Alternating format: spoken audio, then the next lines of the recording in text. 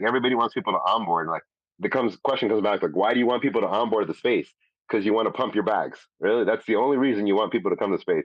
Yeah, it's an opportunity, and there's good intentions on the most part. But ideally, buy this NFT because you're gonna pump. You're gonna make money. Buy these tokens because it's gonna pump. Everybody's bringing more people or more liquid IP passes in a sense. If you don't have this VIP pass, then you can't come to my party. If you don't have this VIP pass, you can't have this exclusive food at my restaurant. It's kind of like these off-chain, you know, like these off-chain type of rewards that really mean nothing. Like I think what is it? The Moon Owls got a fanny pack, after spending 20 ETH. A lot of it doesn't make sense to me overall. So it's quite a weird situation we are with NFTs licensing. Like when I hear a lot of law people, it's 90% IP law versus what's really on chain. Nobody really cares what's happening on chain. It's just more who has the rights to what, which kind of leads me to why I keep saying like the metaverse will not truly exist in the current market that we have now, because the moment I make a platform that lets everybody use their likeness or use somebody else's likeness, I get slammed with all these IP right violations or whatever, or trademarks, infringements or anything like that, because I'm letting people freely use their system. Like when you think of a movie like Ready Player One or whatever, like someone can bring in a character from Halo or Super Mario or Sonic, right? And they all intermix, right? But the way it is right now is like everybody has their own metaverse, like they have their own little clique. And if you're not part of this NFT click, then you can't play in their playground. If you don't have a board ape, you can't play in the board ape world. And we got to really bring it back to like, if a metaverse is going to exist, it's got to be accessible to everybody, and it's got to be cheap, right? So it's kind of a weird situation. Like, okay, like I don't know how much the board ape thing is going to cost in general. I know the people that had an NFT got to have the beta, but like, if it costs me more than $100 to play, I'm not going to play it. You know, and it's a weird situation. Like it's not like I'm broke, but I'm not going to spend more money than I can spend on the PlayStation or Xbox or PC game. I think the most I've ever spent on a game that I really really like was $90 for the official, and then like even World of Warcraft or anything that was like a $15 a month. So $150 to like $200 a year max on it, right? But just to be able to like swap something or do anything on these like metaverse games is really expensive unless you go to like these, what is it, Decentraland, and like you just kind of like walk around like Minecraft. Like Minecraft, $60, dude. That's with the mods and the chains. So it's kind of a weird situation. Like if this metaverse is going to work, we got to start from ground zero again, right? I like the concept of loot. Loot was a really cool idea. For those that don't know what loot is, it was the guy that I think formed, I forget what he was, but he basically made an NFT with just stats.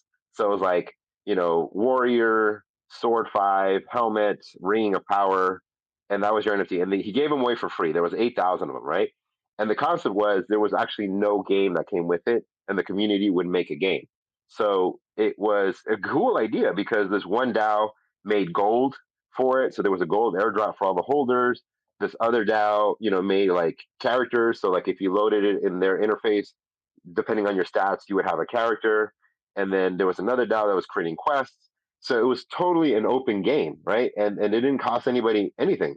So it was a cool idea, but I think it was missing the first game factor because it lost a lot of steam, and it came out in a time where doing transactions was really expensive on Ethereum.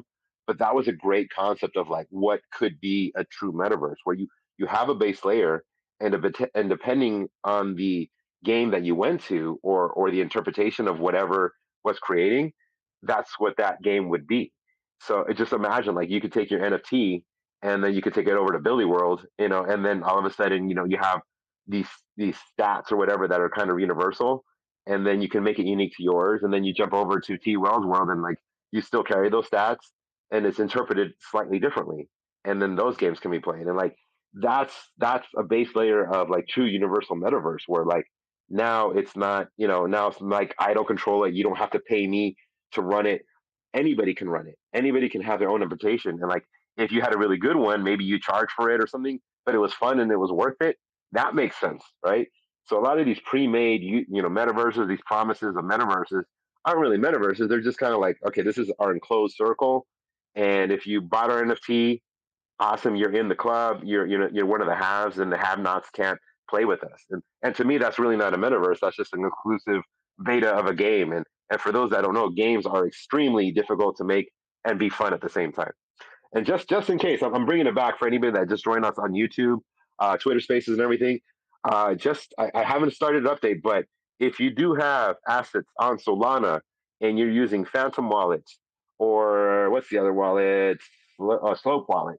Right now, I don't know what's going on. A lot of security experts don't really know what's going on, but there what seems to be a private key leak. So it doesn't matter if you interacted with a contract or not. Literally, their wallets are being drained.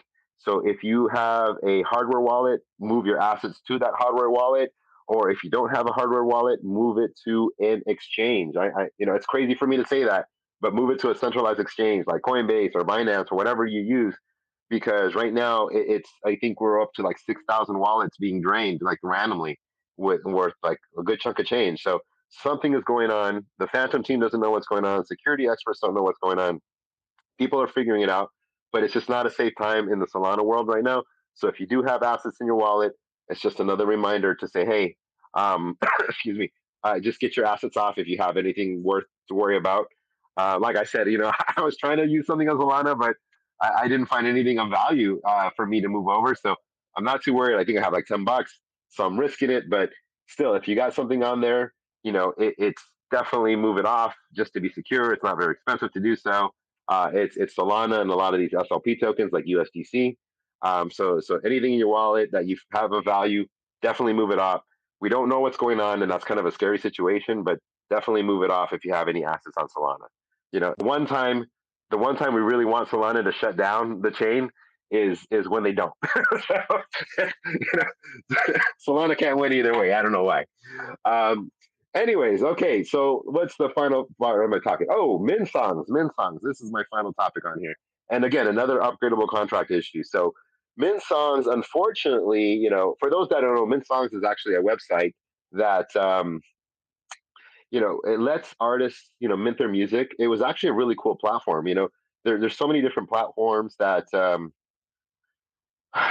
we want to be able to support artists, and there's no directional way, right? When you do a music catalog, when you look up a search, like there's a UPC code, like a category of music is a hip hop, dance, Latin, even Latin, like you group Latin into a whole bunch. You have like quebraditas and salsa and cumbias like all in once in Latin. So like there's like this weird categorization of everything. And they were actually working on something that will let you categorize, have a decent metadata size on there that was really really cool for music artists.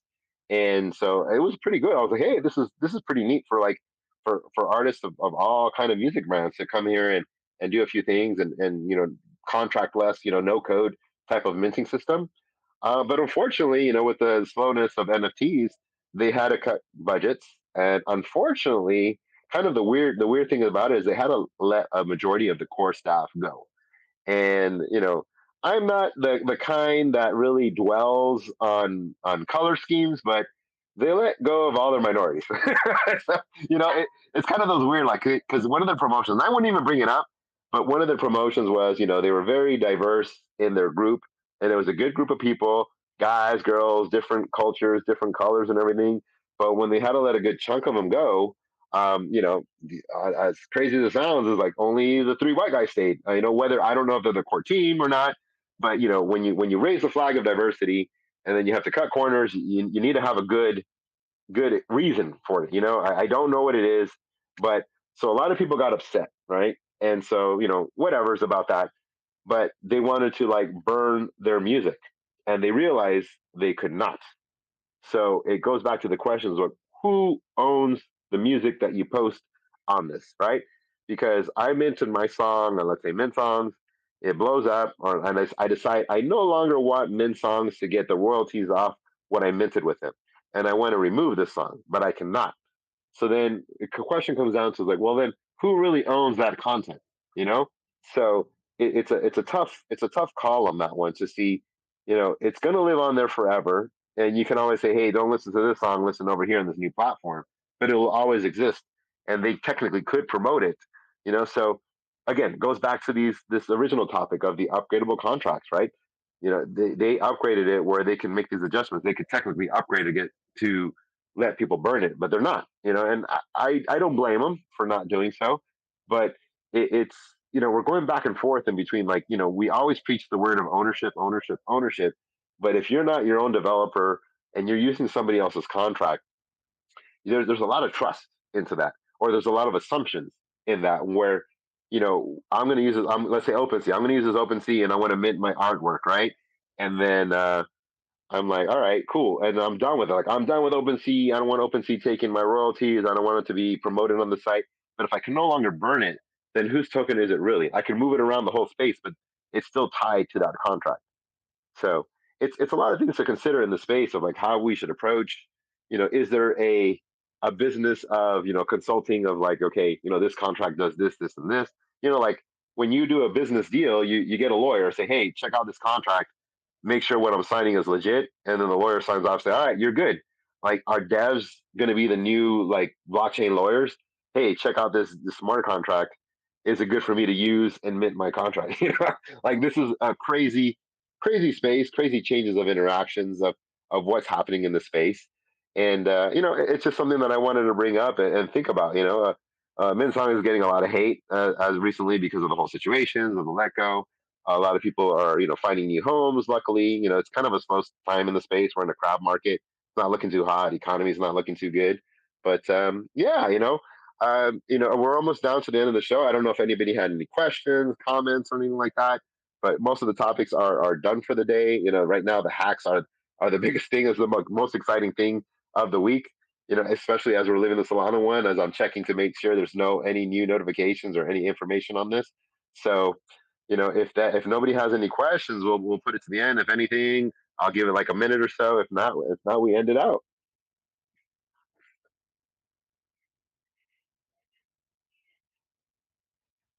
And I think we're good. We're good. All right, guys. So, once again, for those on YouTube watching on the live show, hold on 1 second. I got a requester. I'm going to go ahead and prove it. Hello, hello. Hey, what's up, Billy? Not much, Liz. How you doing? Good, good. Just come and say hi real quick. But Okay, great content, great information. Love it. Gotta tune that's what into I these do. more often. Well, it's as for Twitter, I should be doing it weekly, but time wise, it's either code or talk shit, and so I have to do it biweekly.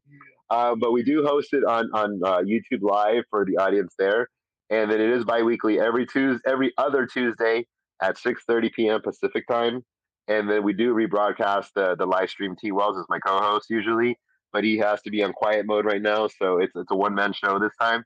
But yeah, we rebroadcast it on YouTube, and every 2 weeks it's whatever's hot in the news, whatever news coming up, and then we break it down from a developer aspect and just general ideas of my opinion about the space, and throw my ideas out there and just get you guys to think a little bit.